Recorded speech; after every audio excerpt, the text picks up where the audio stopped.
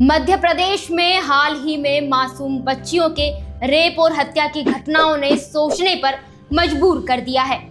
ज्यादातर मामलों में दरिंदगी करने वाले स्कूल और पड़ोसी ही निकले। यह हैवान सभ्य समाज के लिए बड़ा कलंक है। भोपाल में 26 सितंबर को 5 साल की मासूम के साथ पड़ोसी ने दरिंदगी कर मार डाला। पुलिस से बचने के लिए शव को पानी की टंकी में छुपा दिया था। वहीं हरदा जिले में भी 5 साल की मासूम के साथ रेप कर आरोपी जंगल में भाग गया। इंदौर में नर्सरी की बच्ची के साथ छेड़छाड़ की गई। वहीं 16 सितंबर को भोपाल के स्कूल में आईटी टीचर ने 3 साल की बच्ची को भी नहीं छोड़ा। अब जान लीजिए नाबालिग बच्चियों को क्यों बनाते हैं निशाना। सबसे पहली बात है कि जो जितनी कम उम्र का होगा उतना ज़्यादा आसानी से सॉफ्ट टारगेट बन सकता है।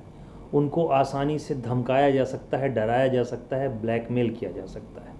दूसरा, कई बार क्या होता है कि हमारे यहाँ सेक्स एजुकेशन का अभाव है, जिसके चलते बहुत सारा कौतूहल भी मन में रहता है, जिज्ञासाएं बहुत सारी रहती हैं।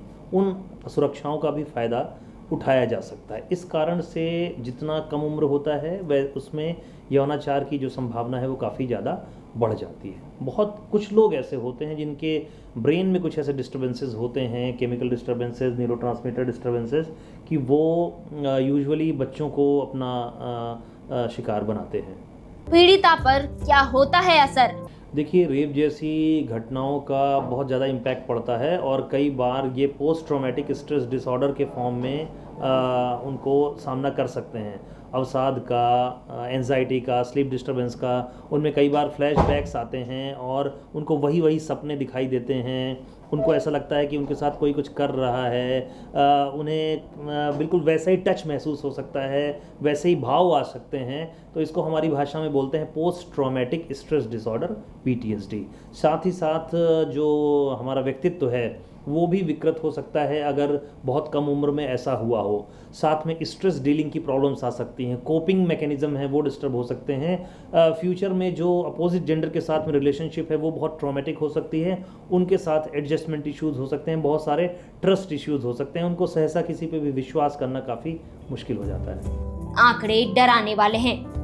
1 जुलाई से 31 अगस्त के बीच देश में 149 रेप केस दर्ज हुए हैं। इनमें सबसे अधिक 93 केस 13 से 18 साल की बच्चियों के साथ हुए। यौन हिंसा की शिकार हुई सबसे छोटी बच्ची की उम्र मात्र 18 महीने है। रेप मामले में क्या है कानून? मध्य प्रदेश की बात करें तो मध्य प्रदेश में 2017 में एक कानून निकाला गया जिसमें स्पेसिफिकली ऐसा प्रावधान किया गया था पहली बार देश में कि 12 साल से नीचे की बच्ची का रेप होगा तो उसके लिए डेथ पेनल्टी प्रिस्क्राइब करी गई है। इसके अलावा आप जानते हैं कि नया कानून BNS कानून आया है, इसमें भी चैप्टर 5 जो इन्वॉल्व करा गया है, धारा 70, उसमें भी डेथ पेनल्टी का प्रोविजन दिया गया है अगर 18 ईयर्स से लेस लड़की का रेप हुआ है तो, और उसके ऊपर हुआ है तो भी इजी पनिशमेंट नहीं है, rigorous imprisonment up to life का प्रावधान है उसमें। तो कानून जो है अपने यहाँ पर वो काफ़ी स्ट्रिंजेंट है शुरू से ही, क्योंकि रेप को कभी भी किसी प्रकार का एक हल्का ऑफेंस नहीं माना गया। It is always been considered to be a very heinous offence.